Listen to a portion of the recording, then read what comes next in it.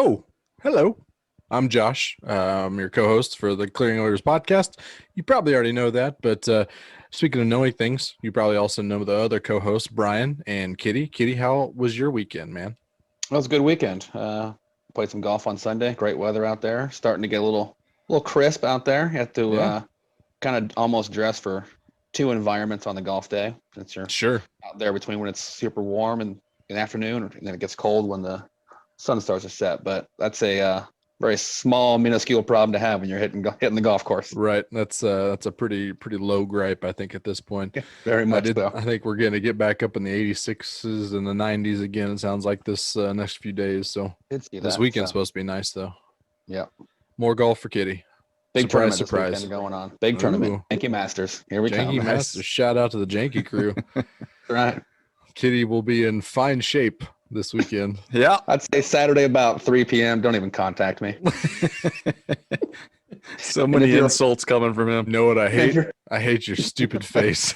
And if you're around me, good luck. Yeah. Well, Brian is also with us. Brian, how was your weekend? Great. Hosted 1-year-old birthday party on Saturday outside. Great time. day for that. And so I didn't get to watch a whole lot of football on Saturday. So that's all I did on Sunday was watch football. Yep. I mean, we watched a little bit if Mizzou counts at this point. Yep. It was tough. not a fun game. Tough. Not a fun game. Well, you mentioned you did watch football a lot on Sunday, as did I, and that is actually extended into a surprise Monday night game. So That's right. we'll get in a little bit of the Chiefs beating the Patriots a little bit in the clearing the waivers. Kind of get a little bit about a rundown of what we kind of learned over the past 4 weeks in NFL, and some of that includes a little bit of FFs for fraud. Once again, fan favorite coming in hot. We got some interesting takes coming at you. So we'll get into the clearing the waivers, then we'll get into shenanigans again, per usual. But yeah, let's just jump right into it here. We're clearing the waivers. So Chiefs beat the Patriots 26-10. Not it was one of those weird games where it felt closer than the score was. I mean, most of the time the Chiefs story is the game wasn't close as the score was, but it's the exact opposite this time. Bill Belichick actually did a lot of good things, per usual. Bill Belichick does. But it seemed like all the facets of the Chiefs were just good enough to come out with a win last night. So Brian, what do you think of that Chiefs win last night, I guess? It was sloppy Joe, sloppy Joe. But a win is a win, right? That's right. I mean, on Saturday when the news broke about Cam, it wasn't just Pats fans that were disappointed. I think Chiefs fans were too, because when you talk about playing the Patriots, you kind of want to beat them at full force. You don't want to have any excuses on their end of, you should win that game. And so going into the Monday night game, it kind of just was a shitty feeling. Because in a situation like that, you're going against a good competitive team, but everyone expects you to win. And when you're 10.5, 11-point favorites, you're supposed to do it pretty easily. Yep. And so if you struggle or maybe even lose, people look at you like, what the fuck? You guys are frauds, type of thing. So going into the game, I kind of didn't like it. It was a bad setup. And I told you guys, like, that 6 p.m. start just felt so weird on Very a Monday strange. night. Yep. I mean, I didn't even have a buzz going by the time the kickoff happened. It was sad. So, I mean, it was just a weird game all around, ugly, sloppy, but they got the win. So you take it. Credit to the Pats. The defense especially played really well, Yes. shut down the offense for most of the night. And we've seen the Patriots do that before to this Andy Reid offense, where maybe for a half or something, they kind of got them figured out and then they make adjustments and it kind of opens up. We didn't really see that offense open up much. We just kind of struggled through, counted on a couple of huge breaks, a couple of huge bad calls potentially. And so you just get those wins out and you take them and run with them. And I don't know. I don't know. Fuck the Patriots. I mean, I love beating them. I don't care if it's Brian Hoyer or Stidham back there or Cam Newton back there. Bill Belichick. I love beating Bill Belichick. Yeah. You talked about some of the breaks. No Cam Newton, obviously. That the call, the big one is clearly he was Patrick Mahomes was sacked and he fumbled and they were on the way at returning it and they blew a dead for no reason. And then come to find out he was actually down by forward progress. And Oh, Bill Belichick was busy yelling at the refs, and Tommy Townsend got that punt right off. So shout Yep. out to Tommy Townsend for getting that. But also, two Patriots really fan could big- cry me a fucking Yes, river. we're They've not here to- gotten calls for years that have helped them win Super Bowls, so I don't want to hear Yep. any crying from them. Yep. Two big interceptions dropped by the Patriots. Hoyer makes a very strange mistake there going in halftime. They could have at least maybe tied it up 6-6. Yep. Took a big sack with no timeouts left.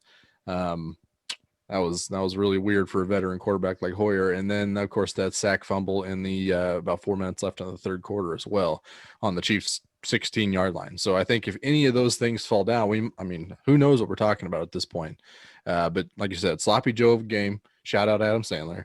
It's always good to come out with a win, but it just felt a little bit like a surprise trap game. Like some sharpened bamboo was ended up some hidden grass there, and we were just waiting to step in it, like little jungle cat, if you will. Yeah, and I mean, we finally saw, I think, probably Mahomes' worst game that we've witnessed. Statistically, it still looked okay, but he should have thrown 2 picks at least that they just dropped. And I mean, he just didn't look sharp all night. We saw that crossing route to Sammy Watkins, where Gilmore had good coverage on him, but it was just he didn't give Sammy a chance to even catch it in the end zone on that. And you don't see him do that often. You at least see Sammy get to make a play on the ball. He just missed some throws that sometimes he never misses. And they also took a lot of chunk shots down the field instead of like kind of staying on schedule a little bit.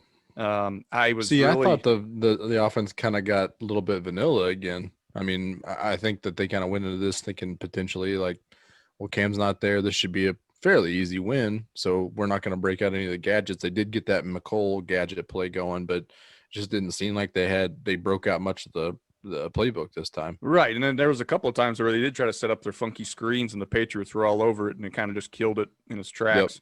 And we got to be able to run the ball better if we're going to keep running it for 0 yards, because I got so sick of watching that over and over and over again. I mean, I just I wanted them to abandon the run game altogether. And we've seen that they're most effective on offense whenever they can just open it up, no huddle type thing. I'm surprised we didn't see a little more of that just to get the offense going. But instead, we just tried to hammer runs through there and ended up in a lot of 3rd and longs. And usually that's not a problem for Patrick, but it was the other night. And we just got to run the ball better if we're going to keep trying. Right. Some of those 3rd and longs were just kind of weird plays because it was a standoff between the 3-man Patriots rush and then the 8 guys that they drop back. And it's just like who blinks first type of thing, whether it's the O-line or if it's the secondary. Yeah, you bring that up. They got a little too much pressure. Yeah, got a new way to defend the Chiefs. That's with the Chargers got a lot of pressure with 4-man rush only. Yep. For the most part, and Patriots just said if we don't get to them with 3, we believe in our 8 guys we're putting back to play good defense, and kind of seemed like that was working most of the night. I mean, but Mahomes still just he'll drop in 1 or 2 passes. That's all you need sometimes to turn a game. Like that pass to Kelsey that hit for like 40 yards. I mean, nothing was working. All of a sudden, just that perfect float pass, and then breaks open a big gain. So you're gonna probably kind of one of those. Which one do you want to go with? Try to pressure him and get to him early, or drop back a bunch in coverage and make him try to find the hole in the defense at that point. Yeah. Well, the Ravens showed us what not to do, and that's not play blitz them and play cover 0 all the time. That's what not to do, and it was a little concerning too that the kind of the pressure they got with only rushing 3 a lot of the time. Yeah. I mean, he wasn't standing back there all day to throw like you would expect if they're only bringing 3 guys. So that kind of stuff. That's the offensive line on the running game and the passing game where they need to clean some shit up pretty quickly. Because doing it without like a Bosa or a Buckner or an Ingram, I mean, they did it with more or less no names. Prior to this, it was always about rush 3 or 4 and have 2 elite pass rushers, and you're in good shape. Somehow Bill Belichick figured out how to do it with not that. So at this point, I mean, it's going to have to be one of those things where they adapt or they get tape on them, and these games start getting a lot more competitive. Yep. And I want to put it out there too. Bob Sutton's defense would not have won this game. We lost. We would lose Monday Night Football if Bob Sutton's defense was out there. Oh, yeah. Huge shout out to the defense for keeping them in the game. Yep. Got some turnovers. I mean, the secondary played great. We've been kind of worried about them in the offseason with the Breland suspension, and then Travarius Ward gets hurt, and Snead goes down. And you're like, we don't have anybody left. Well, the Chiefs feel pretty good about who they've got out there. Fenton played a great game. Fenton was great. Thornhill kind of had his breakout game of this year, making some plays in secondary. Matthew, Sorensen, obviously, all over the place. Yep. Sorensen kind of made some good tackles that we needed, and Badger finally catching one, which looked like he had a little stickum on his hand. Oh yeah, I mean, that was just like what the? I gotta go. Yep. It was a very odd pick six, and shout out to the defense. It's tough that Jared Stidham gets hit with that interception, even though it was clearly it was Edelman's fault. But I don't care. We've had plenty of those type of plays go the wrong way for us as well. Every team does, and now it kind of happens at the right time. But I think I saw a stat that Edelman leads the league in drops since 2018. Really? Which is a wild thing to think about. I don't know. I would bet he also has quite a few targets. I'd bet he's up there as well. And he's had quite a few shitty Brady throws to him. Yep. Well, he had at least 3 drops last night that I remember. Yeah. One was that really awesome catch that Edelman did to us in the AFC Championship game a couple years ago, and then he was the one who tipped it this time. But Edelman might be washed. I mean, time comes for us all, and it might be Julian Edelman's sexy face that outlives us all. But he's certainly not long for this football field. But Chiefs starting off 4-0 kind of seems like a really good thing, considering it was Houston, the Chargers, Baltimore, and New England. I mean, that's a really tough 4-game schedule. Coming out 4-0, the defense is currently second in points allowed per game, 17.5 points a game, which is huge, especially when you line up against those offenses. Mm-hmm. I mean, Houston, it was fine. It should have been a lot better than it is. Baltimore's averaging 35 points a game outside of the Kansas City game. Chargers can put up points. Patriots can put up points. The fact that they are coming out of that tough 4-game stretch second in points allowed per game is huge. I mean, that speaks volumes about this offense or about this defense. Yeah. The fact that they're so much more balanced than they've been in the past is just so weird, especially when Pat Mahomes is on the other side of that. Absolutely. It's weird to say anything is balanced. And it's not just a few guys that they're counting on. They've got some legit depth this year because, as we talked about, when they without Breland, without Snead now, Chris Jones sat out Monday night. Guys are stepping up. Taco Charlton played great out of nowhere. The weirdest swim move of all time with kind the of a sack fumble. Swing. Yeah, it's like a reverse Superman punch. Yeah. So I mean, I'm really excited about the defense and the depth that they have, and it's not like. It makes you feel a lot better if we do have some injuries throughout the year, or we have some COVID missing guys. I have some faith, a lot more faith now in the backups. We saw a lot more Willie Gay last night in the lineup. Good Pro Football Focus score for what that's worth. Whatever that's worth. Don't tell Matty Lane anything about it. Yeah, it did seem like they had a lot of problem with how many times they had to place Willie Gay, but I think that's gonna happen. And really, the next 9 weeks is that time to start figuring things out, because the next 9 weeks, the opponents in that run are currently 16-20 record. 16 and what? 16-20. Okay. I can live with that. Yeah, that should be fine. I mean, Tampa Bay and Buffalo are both in that stretch. There's a lot of Raiders and a lot of Jets and not great opponents in there. So there's really no reason why they can't they can't get up in week 14 and be 11-2 at least.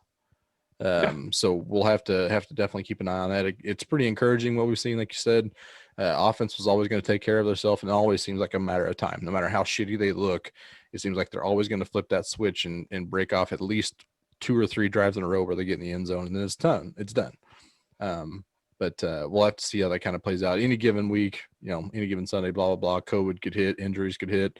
But they have a really good stretch of nine games here coming up. So we'll have to see where they are. Anything else on the Chiefs at all? I guess my this takeaway is, it was an ugly game to watch. They got the win. I almost feel better about this team after watching that ugly offense all night, and the defense played their ass off, and the offense just does just enough to get a win against a really good defense and maybe the best coach of all time. So I mean, I feel pretty good about this team, even though they looked ugly last night, because I can't imagine we're going to see many nights like that where Mahomes is off and the offense isn't getting separation like they were. So I feel pretty good about it going forward. And like you said, we got some bums that we just need to take care of business coming up, including the Raiders. Twice in that stretch. Shout out Sports Illustrated writer, whoever you are, thinking the Raiders are going to beat the Chiefs twice. Fuck out of here. Good point. It's the fact that they're having off games and still coming out with wins. I think you probably could put that on the Chargers game as well. Looked very out of sync. Came out with a win. So, and we saw that last year too. We had no chance. We shouldn't have any business beating that Lions team last year. Mm-hmm. We played so shitty and they pulled out the win. Well, I think it's safe to say, even with the backup quarterback, the Patriots, getting that win and gritting it out is more impressive than winning that game in Detroit. Well, that Detroit game was brutal. I just mean the quality of opponent. Right. Yeah. It's probably about the same, but better coaching, a lot of better execution, very good finishing usually. But yeah, let's move on to what we've learned through the first 4 weeks of the NFL season. Kitty, I'm going to start with you. What's something you've learned in this first 4 weeks, first 25% of the season? Well, I'd go with the Aaron Rodgers FU tours in full swing. Full swing. Wasn't sure if it was just going to be maybe a one-off on week 1 or 2, and nope, it's full swing. And then now he goes on TV today and says, I don't get you guys. Some of my worst years are some players' best years of their career, so you guys got to hear that noise. I'm amazing. Get over it. That is fucking awesome. He's going scorched earth. If you're a Green Bay fan, you gotta be feeling great right about now. I mean, how could you, this guy is now he's saying everyone else basically sucks, because my worst year is better than your best year. Get out of here. So and objectively, he is absolutely right. And again, and outside when Devontae Adams being hurt, he's twice throwing he's to missed nobody. 2 games, right? Yeah. He's throwing to but appear to be bums for the most part. I mean, something called a Tunyon. Yeah, monster Tunyon or whatever. The old Funyon. Insane. And then, I mean, Marquez Valdes-Scantling, he's fine, but he's no number 1 receiver, and he's out there making plays all night for him. I'd be curious if him and Lazard have an NFL career if they're not having Aaron Rodgers throw to him. Right. Lazard is an interesting case too. He kind of turned it on late last year, and he's had a good start to the year, but he gets hurt too. So, So I mean, I don't know how they can't have an offense that can all stay healthy for him, and he still just dominates. Doesn't matter if they're healthy. Doesn't matter if they're not. He's throwing for 350 yards and 3 touchdowns at least in this. And then Aaron Jones being just right now on fire, scorched earth. Yep, helping him too. So that team's looking mighty dangerous right for the first 4 weeks. Rodgers definitely making that strong case for most valuable player, because I mean, in every sense of that title, you take Rodgers out of that lineup and they are 3-13 team. Sure seems that way. Yep, I think so. Brian, what's something you've learned? Something that's kind of caught me off guard, especially this last week, is the world and the internet has done a complete 180 on Josh Allen. This guy, his first year in the league, was the laughing stock. I mean, he would inevitably every game he'd have a throw where he sailed it and it was 15 yards away from his intended receiver, and that play would just get replayed on loop all through your Twitter feed. It would show up, the summary of making fun of him and everything all night. And now, I mean, everyone's in love with him all of a sudden. I haven't watched him that closely, but the world is in love with him now. And I'm shocked that they've come completely 180 from him being a complete laughing stock to they're talking about him getting MVP votes. And if that's the case, maybe they're the number 1 contender we need to be worrying about in the AFC. Because I think there's definitely something to that. I think so too. I mean, but I'm with you on the amazing 180 that that everyone's done. Yeah. Mhm. 'Cause, yeah, I mean, even just last year in the playoffs, everyone's just after that game was like, of course this guy did that. It's Josh Allen. Why wouldn't he do all that dumb Yeah. stuff in the playoff game when you got a lead? And I told Josh I'm so glad that I'm not a Bills fan just for the fact that I'm watching him with no bias or no dog in the fight, and he like gives me a heart attack every time he gets that panic look where he's scrambling, and it's Yeah. like, oh God, what are you gonna do? Are you gonna try to lateral it backwards? Are you gonna throw it to somebody else? Like he just scares the shit out of me. And he's not even my quarterback. I don't Yep. understand this. I'm so glad that I'm not living their nightmares every Sunday, watching him and just panicking. Currently, Josh Allen is second in QBR in the league Wow. and third in rating. Nice. Impressive. He's So Makes sense why everybody's it's going nuts not about nothing. 12 touchdowns to 1 interception. that right there is you never would have picked him to have those two Hell numbers. no, you wouldn't. After 4 weeks. Even his best 4-week stretch of his career, was probably like 9 and 6. it. Yep. So another Or 3 4. touchdowns on the ground as well. I mean, Okay, yeah. you got to think he's an MVP candidate as well. Yep. And Has to be those- let's not forget about the other MVP candidate, pretty much in the opposite end of the country, Russ Wilson, Mhm. absolutely putting the team on his back and just dropping dimes on a regular basis. I believe I can double check here. He is leading the league in passing touchdowns, 16 to 2 interceptions. Age 32 season doesn't look like he's slowing down even the slightest. He's even gotten sacked. Was it 11 times? Yeah. Sacked 11 times, 9th most in the NFL. So he's getting pressure and he does not care. No, it's impressive. No He's had a shit's given. hell of a start. The one of the big things I've learned is COVID and the protocol that comes with it is pretty much a case by case basis. It seems. We had the Patriots debacle, and then the Chiefs had a positive test, and it seemed like everybody cleared out except for Cam Newton. Tough on the New England Patriots. It's really tough. But then you turn around and you have what's going on in the Titans camp, and I mean that's a full on outbreak. I think the last I saw was like 17 between players and team personnel, 17 positive tests, which I understand why it's being handled the way it is, because the Steelers and the Titans matched up bye weeks, which was kind of a nice coincidence to kind of book in and throw in a game on the bye week instead. But it really is just like, if there's not that many people, next man up, you're running out there on Sunday. If there's a lot more considerable positive tests, you might get a couple weeks off. We'll see how things play out. Well, in their case, like you said, it was an outbreak and they kept getting positives every day. Right. So it Yep. makes sense why they had to treat it differently. Yeah. As And I- I think Right, we were all definitely. So all holding our breath Sunday morning, that there wasn't going to be a bunch more waiting from on Patriots. that. Because We were all everyone we talked to on Saturday were like, well, there's no way they're playing this week. Yeah. Mhm. Because we just saw what happened with the Titans. We're like, there's no way there's just one case. And sure as shit. I mean, I would Right. bet you would talk to 2 people and one of them would be like, "Oh, the whole season's canceled." Yeah. Let's back that up. No, it's happening. The season will finish. There might be a huge asterisk because a bunch of teams lose. It's gonna happen. It's gonna finish, and we're gonna have a Super Bowl champion in February, guaranteed. Bro, I'm It's just curious now if the Titans don't have this under control this coming week. Do they just decide to move the entire season back a week? Right. I mean, what's the next move? Because if they can't play a second game, there's nowhere in this schedule to give them a makeup game for 16. Right. Mhm.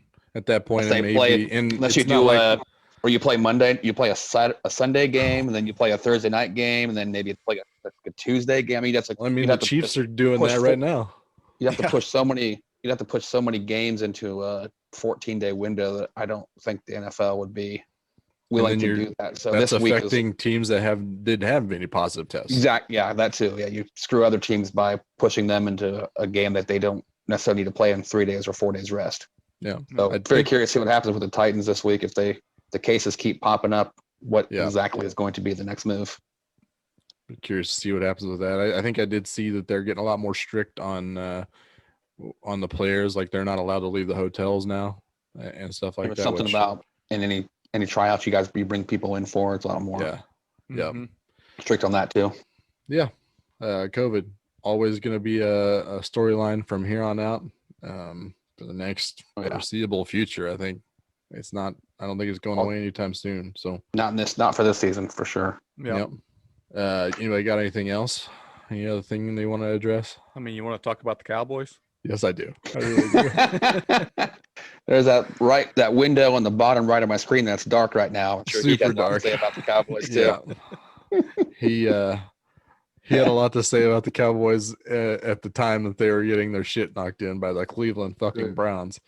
Dallas Cowboys 1-3, and honestly, they should feel lucky to have that one. Definitely. Yep. Falcons debacle should have been a loss for so many reasons, but the NFC East in general is an absolute horrid dumpster fire full of dog poop. Yep. Yeah. Sure is. Combined 3-12-1. Shout out to the Eagles for the one. The NFC East leading 1-2-1 Philadelphia Eagles. That conference as a whole has a negative 125 point differential. Oof. Are the Between Eagles four the only teams. team that you see getting better? I mean, is the Eagles and Cowboys like basically the only two teams you think can get to 8 wins maybe at this I don't point? know why the Eagles would. They're awful. I mean, usually, at least I guess they already lost to the Redskins once too. Yeah. And what's I got to be frustrating is, I mean, Football team. the Cowboys Yep. and Dak Old especially are putting up big numbers. It Yeah. just Yep. the defense is just getting shredded every week. That Looks like a Bob Sutton defense. yeah, that effort on the Odell Beckham Jr. touchdown run Unreal. was atrocious. I mean, you're an NFL team. Aside from the cornerback that chased him down and just didn't catch up to him in time, the other 10 guys didn't try.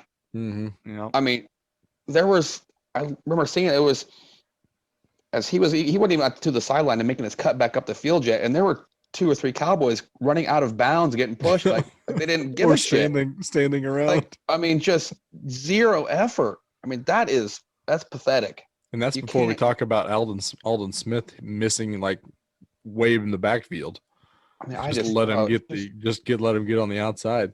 Unbelievable. Just never feel like I've never seen a team that's seemed to be that out of it on a touchdown run where the game was still close. 3-point game. Yeah. Is that a 3-point game at that point? Okay. It was either 3 or 4, but they were still very much in it. It's a 1-score game at that point. I mean, how's your effort that bad? It wouldn't be a Clearing Waivers podcast without me talking about my fantasy team, but that OBJ touchdown run really dicked me over in 2 different leagues. It was not fun playing against OBJ this week. Back to your question though, I think they could maybe fix enough on the defensive side that knowing that their offense has a chance to be kind of in the elite tier with all the weapons they have, I could, and they get to beat up on the Giants and the Washington football team. Yes. Maybe you split with the Eagles on the season. I could definitely see the Cowboys clawing back to maybe 7-9, 8-8, like we expected at the beginning of the year. And hosting a playoff game. They host a playoff game where the Bucks just beat them by 21 points or something like that at home.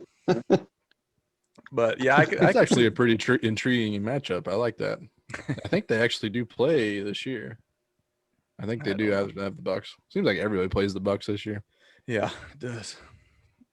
But yeah, I mean, Eagles don't give him a whole lot of confidence. Washington, no. Giants, absolutely not.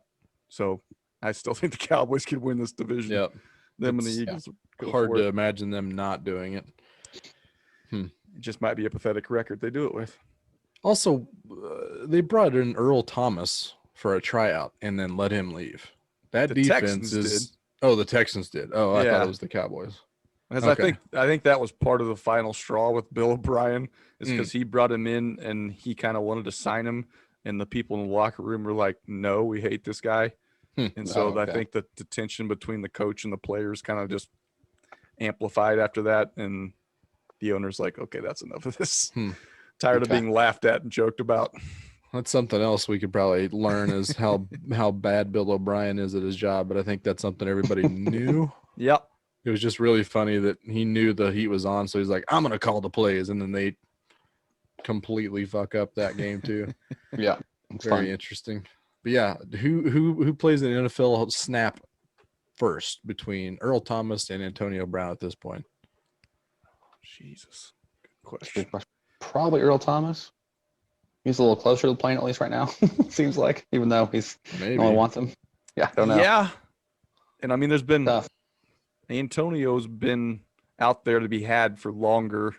What is and his with an nobody's 8-game still an suspension, 8-game? though. 8-game, isn't it? Okay. So So, they may- as the may season not goes, touch there's makes no sense to get him as the season Yep. goes. Maybe. I mean, Yeah. you can maybe get him up to speed in 8 weeks and make a playoff push. Possibly. I We'll don't see. know. I I'd think say Earl Antonio Thomas Brown is does. Okay. Yeah. I just wonder about him coming into a locker room and just completely starting fires. But hey, both of them are kind of known for that. Right. Speaking of frauds, let's go into the Let's next go. one. The F is for fraud. We've called out many a team in this, many a person, many a player, many a rule.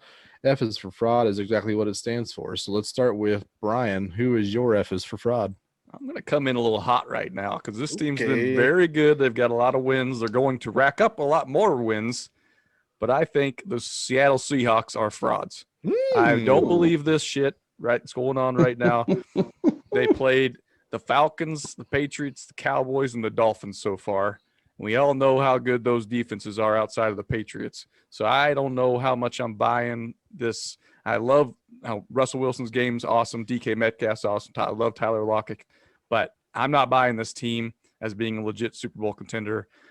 But they're going to look like that at the end of the year. I think they're going to be the Packers of last year because this team not only gets those crappy teams we listed off, they get the NFC East this year. You get all those crappy teams we just talked about. Oh, and they get the Jets on their schedule. I mean, they struck gold with this schedule.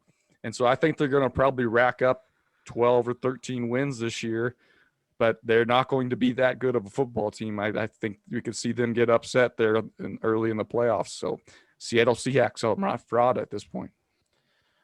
Well, I'm going to actually stay in the NFC West. Okay. And for the same reason, the LA Rams are 3-1. They have wins against the Cowboys, the Eagles, and the Giants. So they've already got their NFC Yeah, they East have. out of there. They've lost to Impressive. the Bills, but the Bills absolutely trounced them the entire game. Barely beat the Giants this last week. And I kind of liken it to like the Rams start is kind of liking to the first day of a bachelor party weekend where you go real hard and everything's looking all sunshine and rainbows, having the best time of your life. Maybe forget to do a little water. You forget that and completely leave it out of the equation. Then now your tummy is all full of Nashville hot chicken and micro brews and cigars and any other recreational activities that you might run into. And then your body just kind of forces you to come to terms with your old ballsness. And maybe you get up to pee in the middle of the night and you pass out. I mean, who knows? But you wake up and it's just not – once you get to the turning point and you start realizing that you're not actually this good, that's what it's going to feel like when the Rams hit the wild card. It's going to be this for the same reasons. They're worse than the Seahawks. I think they could actually pull out 11 wins in that schedule as well. And they're not even sniffing the Seahawks, I don't think. So All right. I say the Rams. F is for frauds, my man. Okay. All right. Kitty. Just small point of clarification. The Rams did have a lead in the fourth quarter against the Bills. Yeah, but they had to score 19 unanswered to get there. That's how you do it. Well, Bills let off the gas and then still pulled That's it true. out, There you so. go. That's like the most dangerous lead in soccer is a 2-goal lead. I That's right. 20-point fourth quarter lead is the most dangerous lead in football. Shout out the Falcons. So I'm going to go to the Bengals division, and I'm calling out the Cleveland Browns. You're frauds. 3-1. Yes, they are. Fraud City. Week 1. Everyone's got a short memory in the NFL. It's always what happened the most recent week. Week 1, they lost 38-6 to Baltimore. Then not they good. beat Washington by 14. Everyone beats Washington by 14. Unless you're the Eagles. And which are the Eagles? Well, they were up 17-0 on them, so they let off the Yep. gas too. That 17-point lead, dangerous. Is that where the season turned to shit for the Eagles? Seemed like it was. Second half of the First season. week. And then they held off the Bengals 35-30, which Bengals aren't no great shakes. And then they just beat the Dallas team that they have maybe 2 guys on defense that give a shit. So Cleveland one's a pretty soft 3 and Cleveland's a pretty soft 3-1 right now. So Yeah. I think that's they're gonna perfectly fair. have to play Baltimore one more time. Pittsburgh, I don't know how good Pittsburgh is at this point. Their 3 games seem like a kind of a toss up either way. It could be 0-3, 3-0. So, but I don't trust Cleveland at 3-1, thinking they're that good. So Totally. I think that that's broad. perfectly fair. Yep. 3 frauds. 3 for 3. Nailed it. I mean, the Browns seem to be the belle of the ball today. Beating the Cowboys, which is no easy or no hard feat anymore, it seems. But everybody thought that was a pretty big staple win. All the talking heads Right. think that the Browns are making it to the, and they won't. And to that point, I hate people that were like trying to take victory laps on Sunday saying Odell Beckham is that dude when the proof is in the pudding. You can't have one good game and then have 4 stinkers right after that, and then you claim victory in your opinion that he's an elite receiver. He's just not. It was also the week after they did the squeaky. That was the squeaky wheel gets the grease game. Yeah. Odell Beckham. Totally. He cried after last week. I like they're winning, but I want to be more involved in the wins. Okay, here you go. You got involved this week. Now you're going to disappear again for 3 more weeks. And he will. And Playing again. It's amazing that not only OBJ but the Browns in general, because the Browns were the trendy pick at the beginning of last season, and they let everybody down. Yeah, So it's they're just trying to- everybody has such a short-term memory in that fact, and they're ready to crown the Browns for just because they're rooting for them, just because they've just been shit for so long. Right. I think that's part of it. I mean, shout And out to it's Cleveland, be but who tough cares? It's going to be tough to do anything in the same division as the Ravens and the Steelers, I think, this Yes. year. Yeah. Good luck with that. You got them 4 of your games. I think they'll probably get pounded by both those teams twice. Yep. Enjoy your wins now, Browns, because That's you're gonna right. need way more of them later. So yeah, that's really all we got on the clearing the waivers. Anybody got anything before we move on to the shenanigans? I was just one more point for what I've learned. Oh, Carolina's frisky. Yeah, they are. Panthers. That's a frisky team. Tough ass team. Tough That's ass right. football team. Teddy Bridgewater coming out with it Teddy during B. the interview. What a I'm not leader! just- I'm a big fan of Teddy B. By I'm the a way, Teddy Bridgewater fan myself after all his Louisville days and winning some big games there. So I'm enjoying it. I'm hoping they put up a fight in the NFC South. It could be a real fun division. I agree. Especially since the Falcons may be complete garbage. I mean, Right? We should get 3 good teams then out of it, hopefully. Christ Almighty, I have had some bad takes in my day, but saying the Falcons we're getting too much disrespect is going up in the Mount Rushmore of my bad takes. They can go to hell. I know all their receivers that were hurt this week, but Jesus, man, just do something. Put up it seems like the turning point in their league was that that onside kick against the Cowboys. It's completely shit them and filled them. I mean, at least you didn't pick the Falcons to win the division this year, like someone on this podcast. Won't name names myself, but I was looking through some of those predictions earlier today, and there's some doozies we're gonna have to revisit at the end of this year. Stupid Vikings. Stupid Viking. Kitty's Trubisky's already. Oh man. well, at least my Bears they're 3-1. are still 3-1. They're at least trying to keep pace with the Packers. Too bad that they're in the same division as the Aaron Rodgers "fuck you" tour. It's true. It's gonna get real gross for them, I think. Yeah, I think so too. Yeah, it's always good to be able to talk about sports. NFL's big dog. I mean, we got the NBA finals going on. It looks like Lakers are in good shape, even though they lost the last game. We got MLB playoffs going on, which are currently right now going on. Some really good games in there. Are just talking about the NFL. It's good to have football back. Happy to have it back. Yes, sir. Let's get into the shenanigans, starting off with the Waiver watch waiting. almost timed that right. Oh God, so close. Pretty good. I have to get that timed out correctly. Waiver watch waiting game. Per usual, we've got each one of us has brought in a TV show or a movie that we've got the Rotten Tomato critic score for. And never a dull moment in this game. We're going to try to guess it every time. I think I won again, so I'm going to go first again with my pick. I think so. My pick. So this last week they uncovered a mummy in Egypt. Everybody, Brendan Fraser was trending on the Twitters.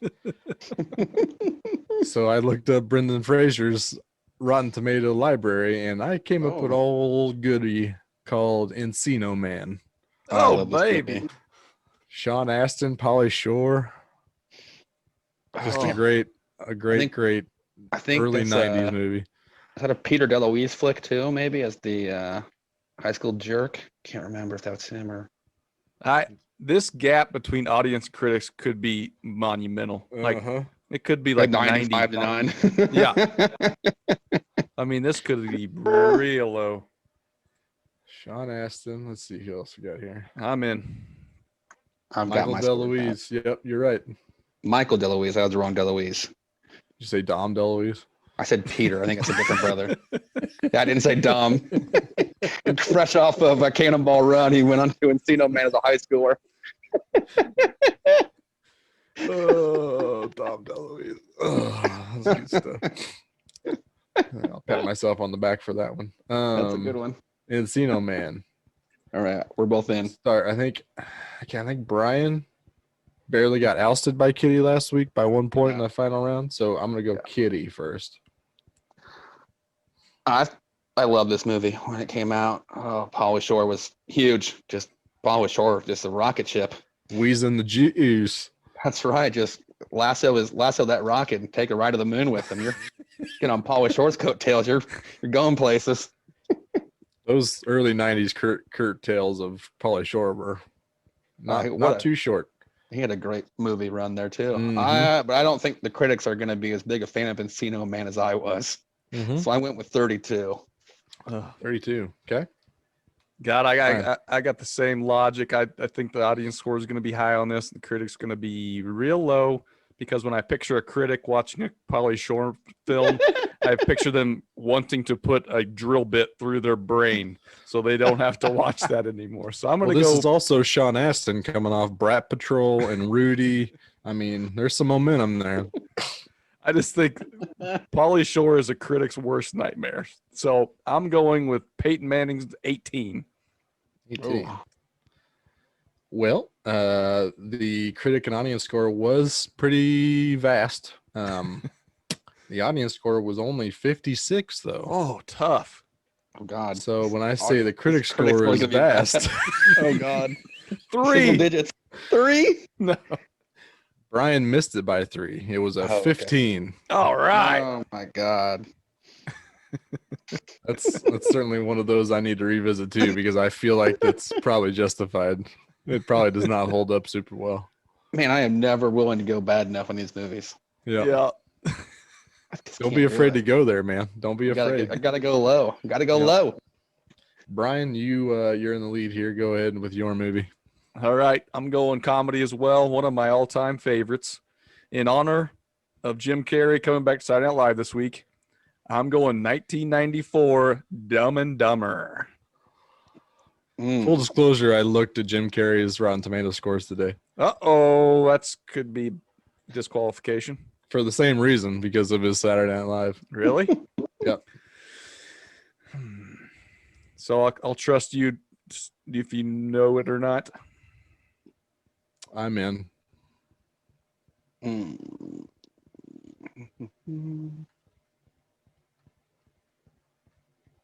in. All right. So Josh hasn't guessed yet, so we'll start there. Like I said, I think I saw this, but I did see a lot of movie scores. Almost went within When Nature Calls, because that's a very good movie. I'm going to go, I think I remember it being a 65. Hope you're wrong on that, because I went quite a bit lower. I went with 41. Okay. Well, I was surprised when I saw this. It was higher for the critics than I thought it would be. I expected the audience score to be high. It was at 84, which is still not high enough in my opinion. Still Because pretty low. Yeah. It's one of my favorite comedies of all time. Critics come in at a 68. Oh, another 3-pointer. Oh, that's pretty rough for me there. Maybe not your week this week. Another rough week for me. All Now under I- protest because Josh Went the other direction. I Well, was prepping for it. BK and Josh both have 3 here, so this is it. It's fun. As long as we don't miss it by 31. Just isn't 41 even worse? I think you gave you more leeway. So this is called the Waiver Watch waiting game. So let's go with everyone's favorite food service movie, and Waiting. Mhm. Yeah, Shout out to the brown guy for giving me this one. He I like that. used this for the Waiver Watch Waiting game. We got a little Yeah, Ryan that's- Reynolds, that's David tough. Koechner, Justin Long. What year are we talking about? Was it Oh. Luis Pena? Luis Guzman. Guzman. yeah. That's right. Let me He get was the great in number that. for you. I think It's probably- 2005. Yeah. Okay. Andy Milonakis. No one is in that. God, it was such a good movie. Can't It remember was the very name of the good. girl that is the underage jail bait for Reynolds. She was in what was that gymnastics movie? Step Up? No, not Step Up. I know exactly what you're talking about with Jeff Bridges. And Yep. oh my god, the movie is amazing.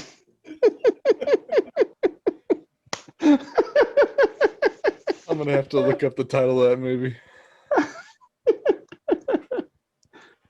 I've got my score. Oh god. Stick it. Stick it. That's it. Stick It's it. Stick it. Oh my god, That's glorious. the girl in that movie was in a great Missy Peregrine was in a TV show called Reaper, which I loved. She's in a new Anyway. FBI show, right? I believe so. She's still out there. I'm locked in. All right, you guys both locked in. Getting Yep. that paper.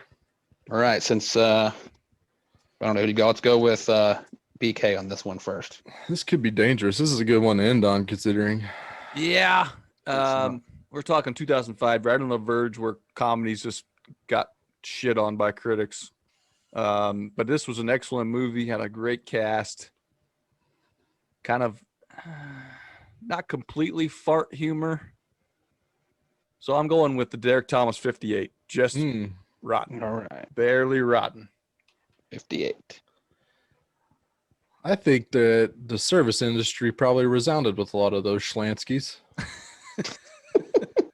Because they're either guilty for being some of the people that were depicted in there, or they themselves had served in True. the food service industry before. So I think their heart went out to them. I gave it a 7. A what? 7? 77. 77. Oh, I thought you said 7. Like, whoa, that's I gave it a crazy. 7. All right. 77. Well, Josh, you got super close To the audience score. to the audience score of Yeah. 70, 75. Critics were not very kind to Ryan Reynolds in Waiting, and they Ooh. gave it a 30. 30. 30. Wow. Another leap from Kitty to third to second place. Unbelievable. What a 30. comeback. Kitty comes back from just sitting there. Another second Man. place I guess I from shouldn't the be that depths of surprised. nowhere. I think basically what I was reading was they thought it was just too much gross out humor. There was a lot of dick and balls jokes. There was a lot of in dick that. ball jokes. Oh, I mean, the Dane bat Cook. wink. Dane Cook is in that. Oh yeah, Dan Cook doing all the basically all what your nutsack can do tricks. Uh-huh. Maybe probably about 17 too many for critics. And it may have struck home a little too close to home with the guy that couldn't pee in front of other people. I feel like critics, that's right up their alley. That's them. They can't pee in front of people. They're like, hey, this is a real problem. You're making fun of it. Oh God. They made a second one. I'm gonna look up. Still Yeah, they waiting. did Rotten make a Tomatoes second one. score. I gotta think that one's probably I got about that could be a Single digits single digits for sure. I would guess. because it wasn't very good. I never watched that one. It was not rated by the critics, but the audience gave it a 17. The Okay, critics couldn't be bothered. To they got with a watch it. 0. That's how you know your movie's amazing. The critics like, we're not even gonna watch it. We don't give a shit. I Oh. mean, That's impressive. Anna Faris is in there. She's not in the second one. Still plenty of good, like knowable people in the second one. Just Okay. critics could not be bothered to write this one. I mean, we may have to do a draft on sequels. That's not a bad idea. Have you ever watched Christmas Vacation sequel? I couldn't finish it. It was so bad. Cousin Eddie's Treasure Island or something, Something like like that. that. Whoa. was- I never even heard of this. Horrendous. it doesn't even look like it's shot on like real camera. Like Right. the quality of the film is just It's just an all old around VHS shit camcorder. bag. Yeah, it really did. It looks like it's very like grainy and gross. And that was in 04 or 05. So Do it not can't waste be your much better. time. We Wow. may have to waste our time this holiday season. Christmas time is upon us, guys. We're on the verge of Halloween, and then it's Christmas time. Pump your brakes. Can't wait for another Christmas episode. Let's move on to the waiver wire.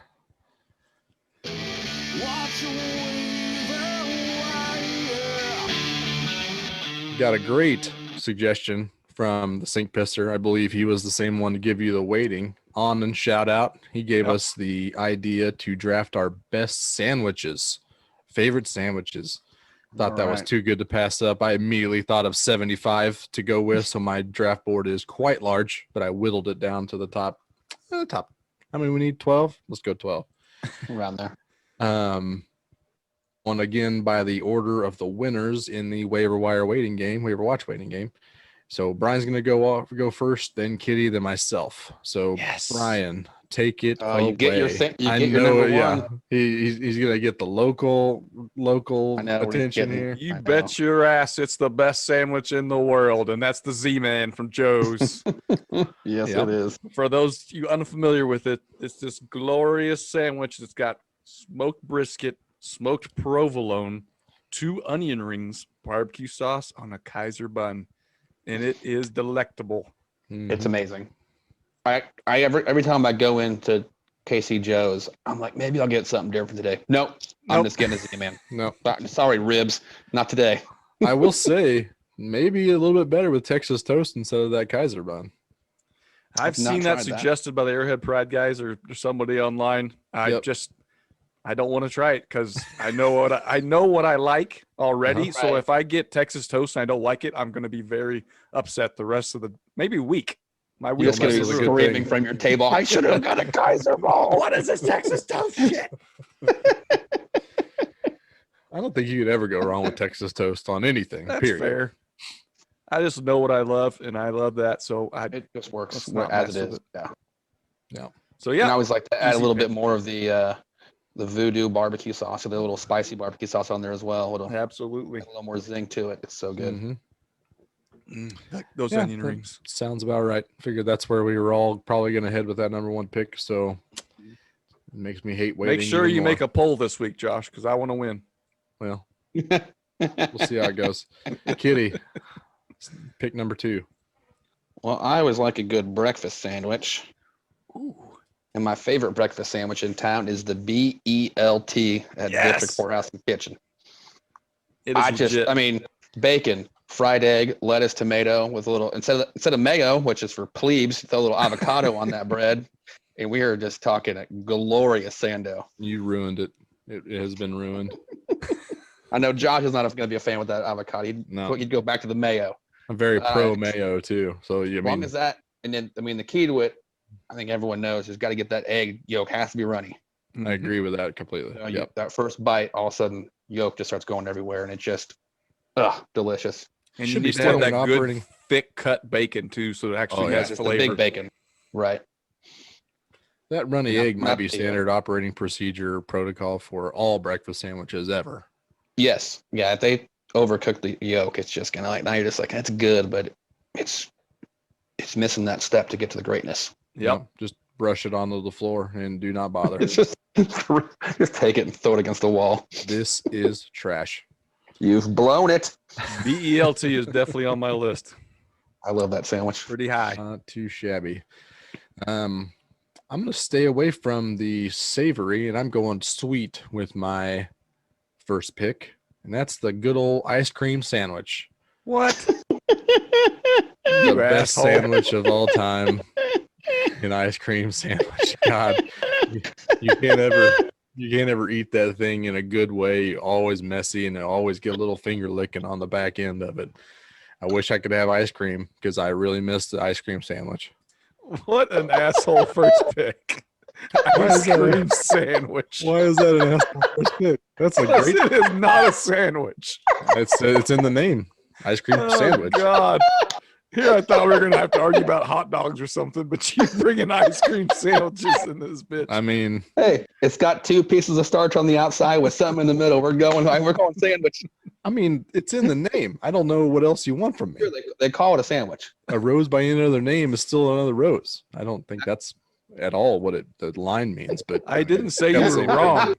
I said you're an asshole. because it's on your list too.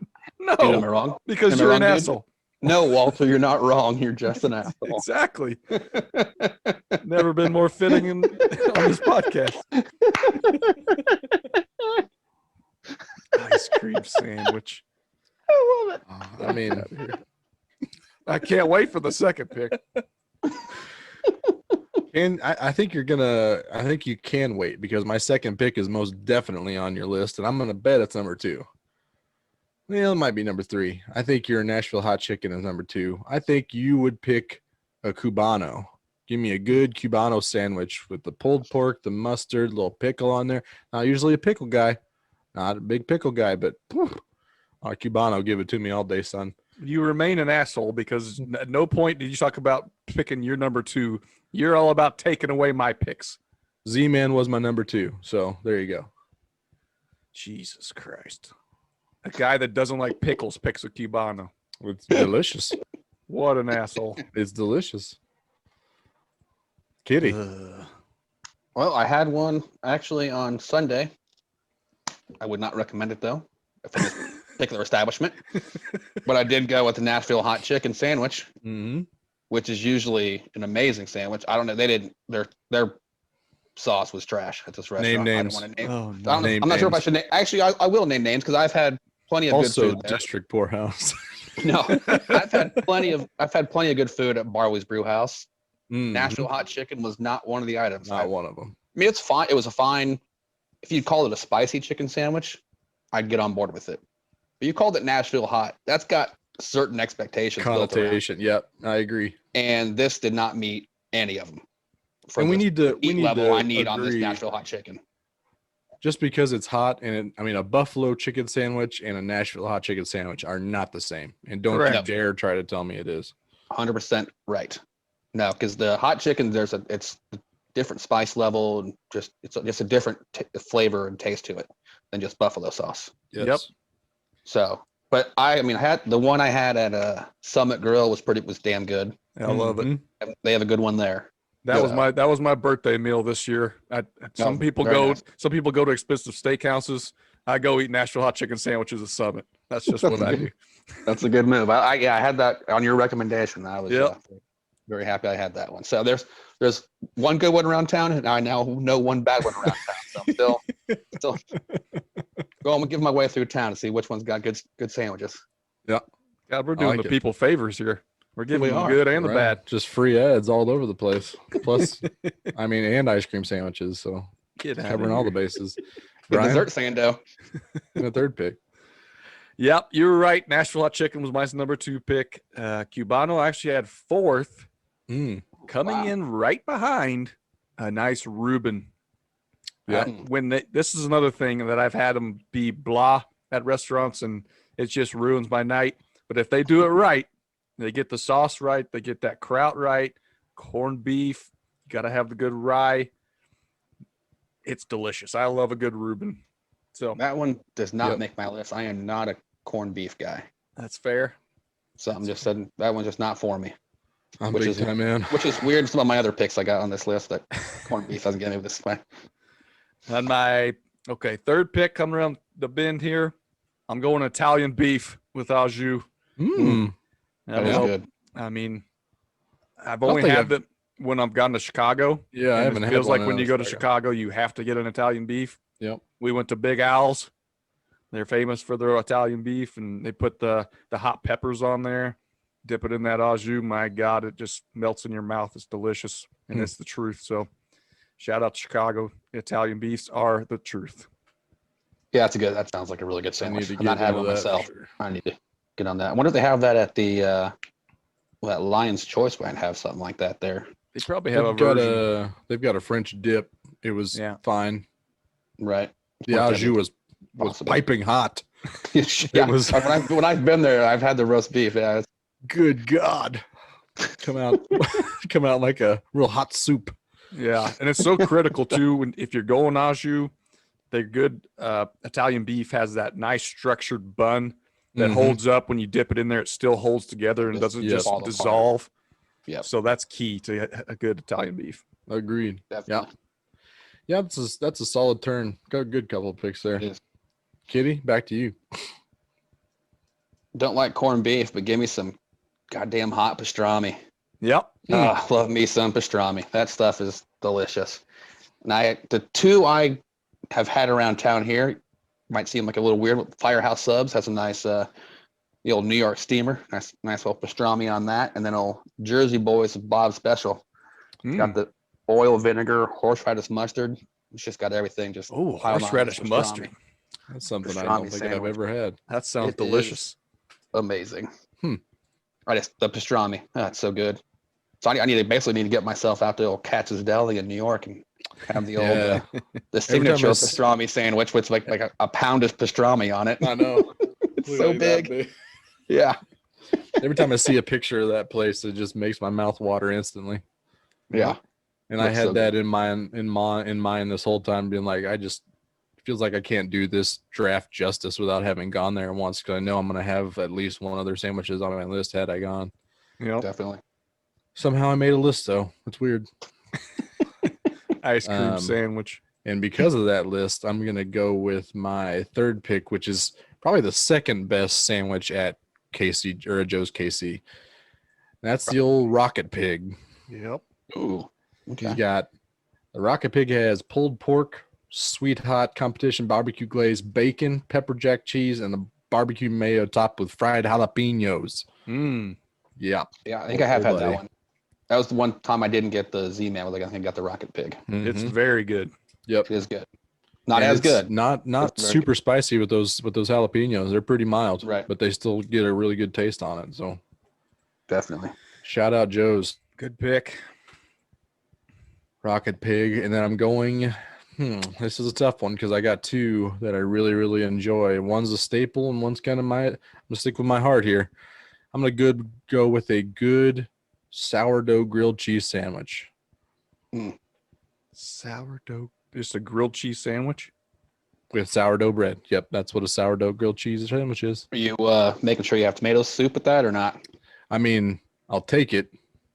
You don't need it. I definitely don't need it. No. Okay. Give me Of some all fancy. the sandwiches in the world, you're gonna get this basic bitch grilled cheese. It's not. It's got sourdough. It's not just a plain white bread with American cheese. It's got some fancy ass cheeses on a sourdough bread. You can make any sandwich with sourdough. It doesn't have to just have cheese in it, Josh. You can put some meat in there. I love cheese. Throw And some if bacon you in want to there. put some bacon in there, that's fine. That's Hell fine. yes.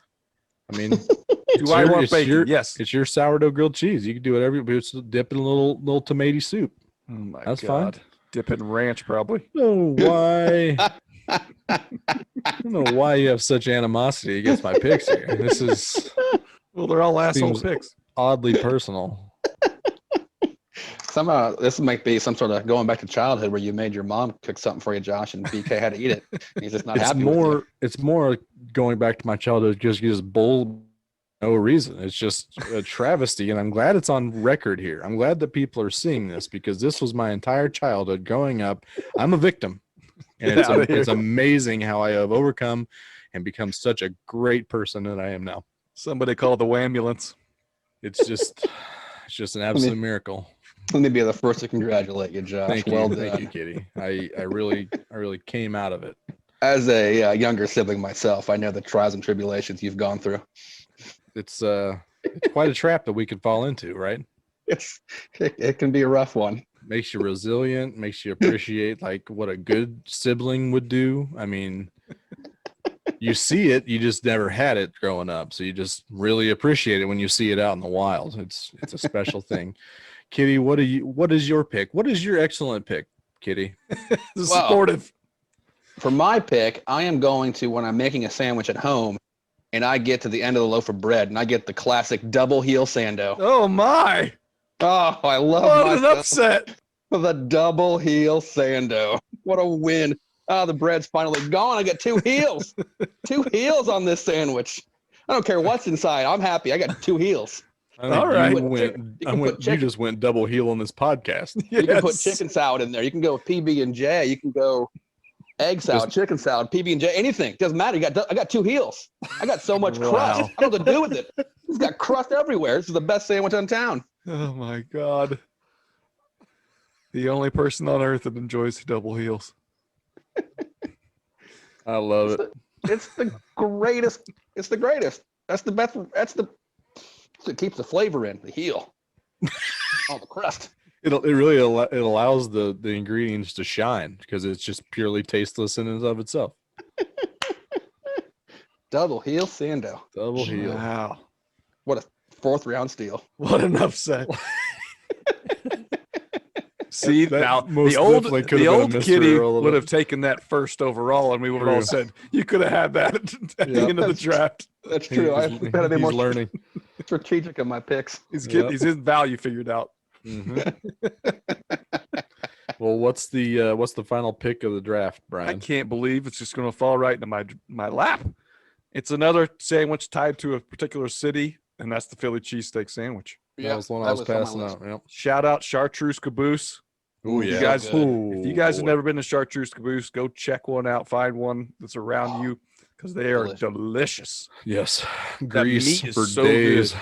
And I think Mhm. grilled onions and peppers are one of the low key best vegetables you can put on anything. And when you're grilling them and stuff, you're like, why don't I eat this every day of the week? Mhm. Because smelling those onions simmering, they just work so well with the beef. You can do the au jus if you want. At Chartreuse Caboose, you can actually make it spicy. Mhm. Some jalapenos in there, Yeah. and then they have kind of a Love that. spicy sauce. You So- can also That get nice, like, legit A1 cheese whiz, basically right? On there. yeah. I Yeah, think, A1. I think they do have cheese whiz on there, or they have it available, don't they? So I you have can go. You not- can go full Philly. Maybe they do. I don't know. I have not ventured into the cheese whiz because I know I like it. Once again, I know I already like this thing, so I'm not going to mess with it and piss Yep. myself off by veering Exactly. away. Yep. So Philly cheesesteak right in my lap at the end. I mean, Big one. That's What a a pretty good spread. draft. Pretty good draft, BK. Got a pretty good Sando list. what a spread! I think it's awful. Pretty awful list. I don't Pretty have any good. dessert. No By the dessert. book. Pathetic. Couldn't get a little creative there, huh? That's a real shame. Not when you just leave me these hits after hits. Speaking of, Surprised you didn't take sandwiches- sandwich board there, Josh, for your next pick. Oh, those guys in the street corner are cool. I want a sandwich board right on give my. me hot give me a takes on Josh there. sandwich Stand that's outside. sandwiched by Ryan Reynolds and George Clooney. Hello. Now that That's would be my a great pick. That is my would've been- favorite sandwich. I did. Wendy's has got that pretzel pub burger. Mm. Finally, I had that the other day, and oh boy, pretzel buns for the win, man. They need to be around all the time. They are. They're starting. I feel like they're starting to make a little bit of a push. They And should. they kind of had a moment a couple years ago, and they went away quickly. I think they're Mhm. might be trying to make a comeback again. all And that's the way back. I mean, that's something we didn't talk about in the sandwich draft, but the quality of bread is so huge in a good sandwich. Like it doesn't matter what's in between those buns or the bread quality is key.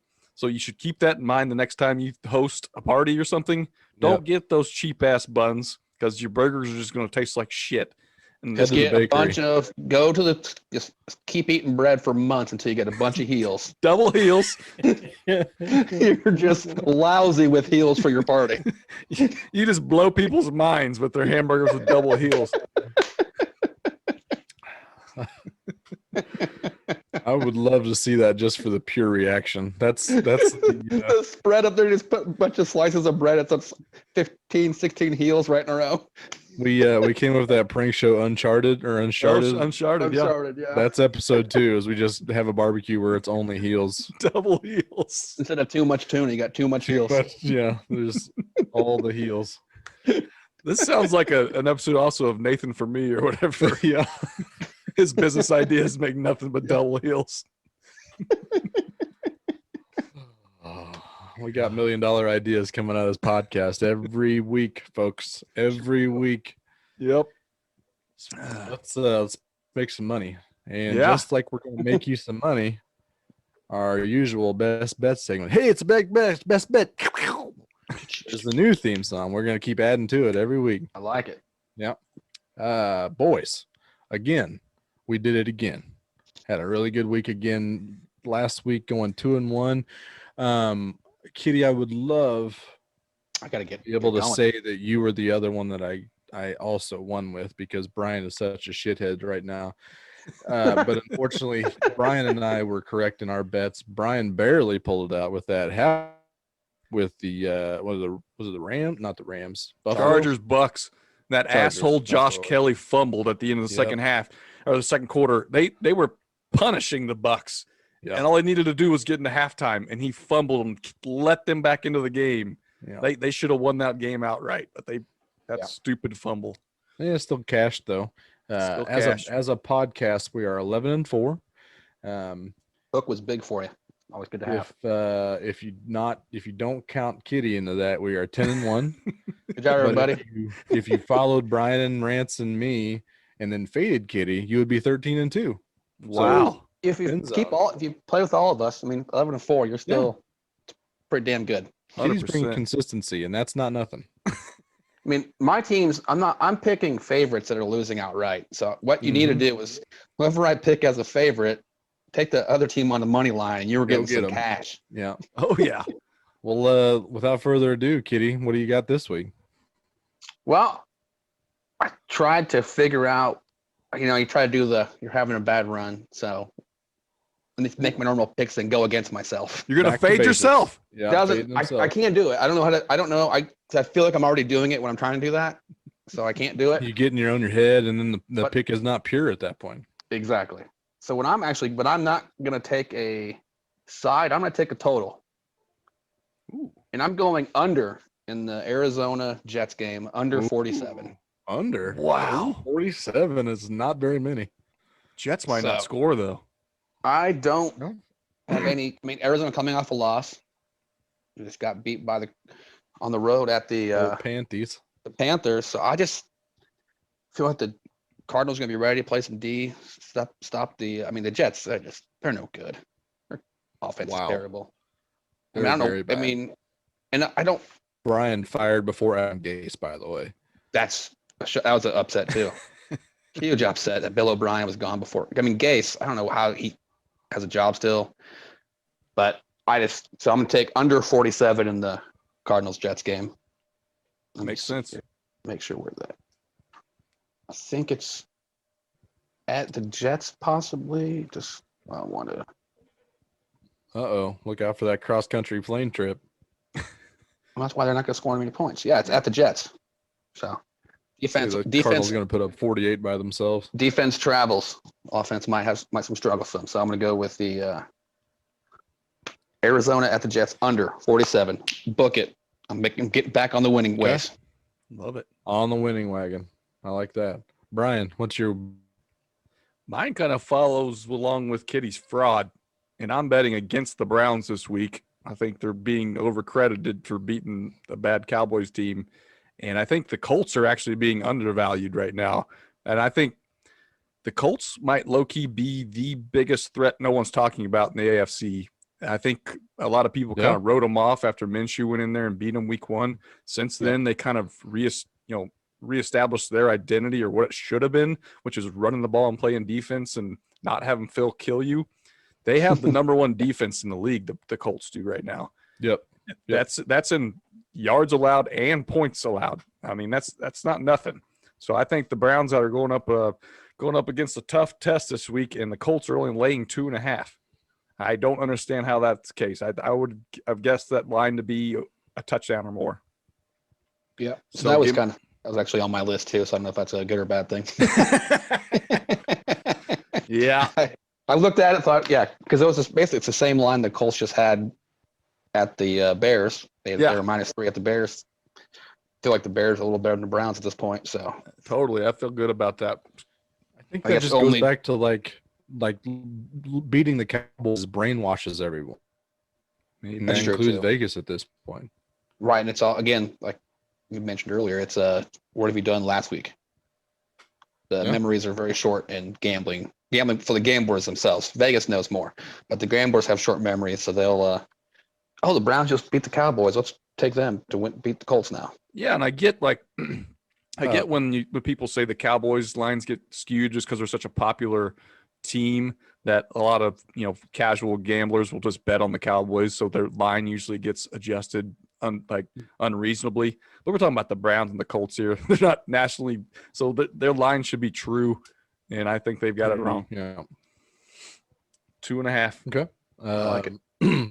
So people, the moral of this whole podcast seems to have been, don't mess with the good thing. I'm going to do the opposite of that. I'm kind of rolling on the matchups and playing the points. And this week I'm also with the totals. Brian and I talked about this, and the Seattle and Minnesota over under right now is 58 points. I'm taking the over. Oh, Give me right. the over 58. I like it. Between neither one of them can play defense, but they both have fairly potent offenses. I think either one of them could easily put up 35, if not both of them. Seattle's currently averaging 35.5 points a game. Minnesota's averaging 24.5. But over the last 2 weeks, they've been over 30, and both Dalvin Cook and Russ Wilson are cooking. Both of them are on absolute heaters like we are, and I like the over on that. So They are begging you to take the under with that high number. Yeah, I feel like a lot of those times when those numbers get to like above 58 or around that 58 number or below 40, they're trying to push you the other direction. they're baiting and you. You Sneaky just want to cheese.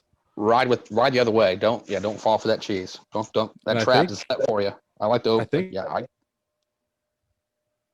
And life's too short to bet the under.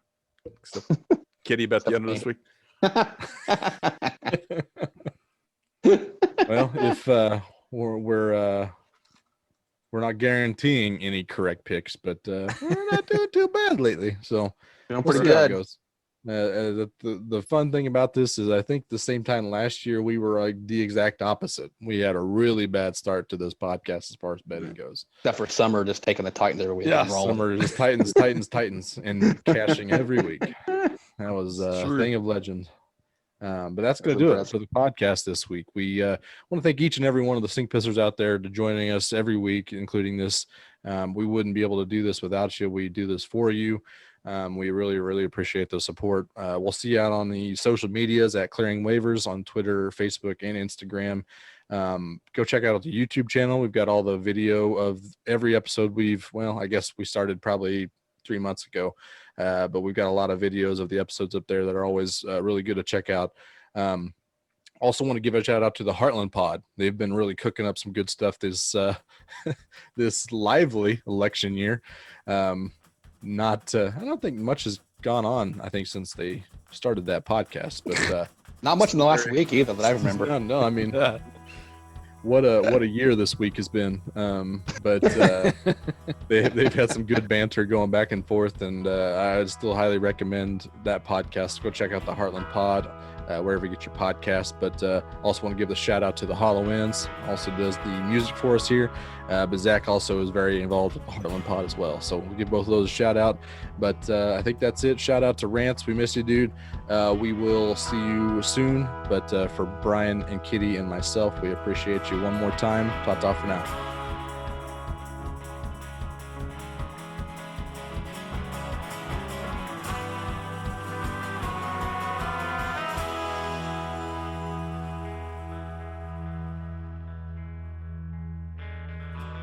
The day is done. Now the night has begun. Nerves and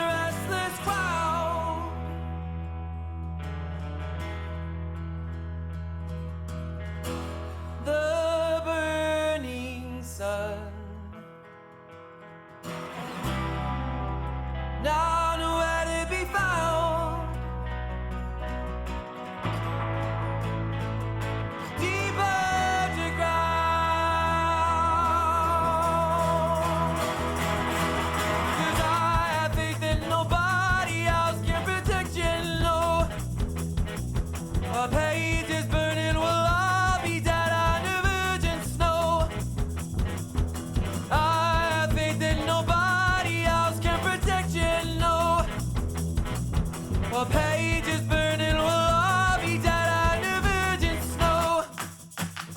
So hold your body close to the flames.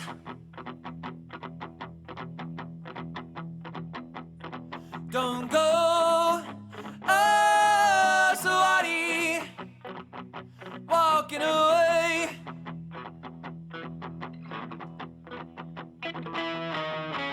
Hold your body close to the flames.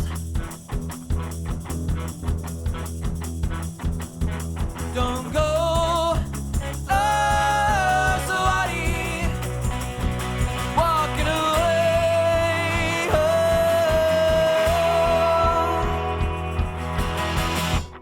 Oh, a loaded gun.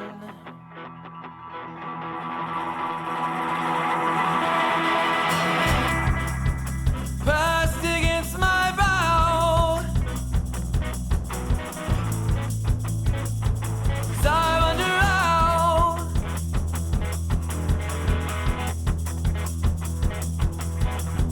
all this undone. Holding fast to a vow, 'cause I laugh aloud.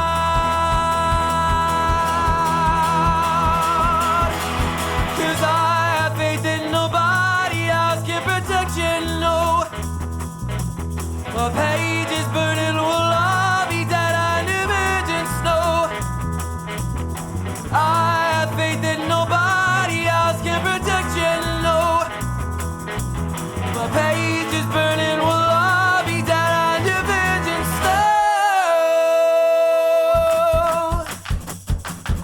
So hold your body close to the flames.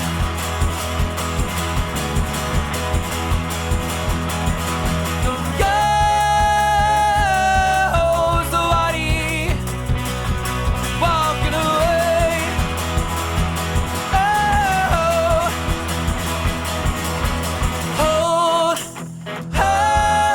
your body close to the flames.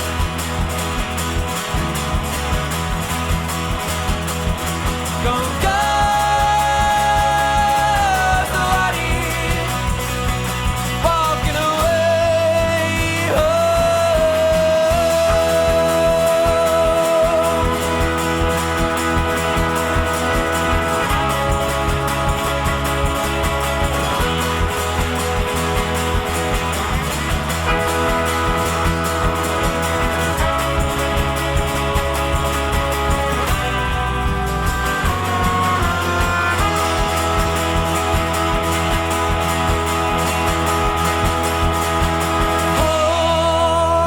Hold your body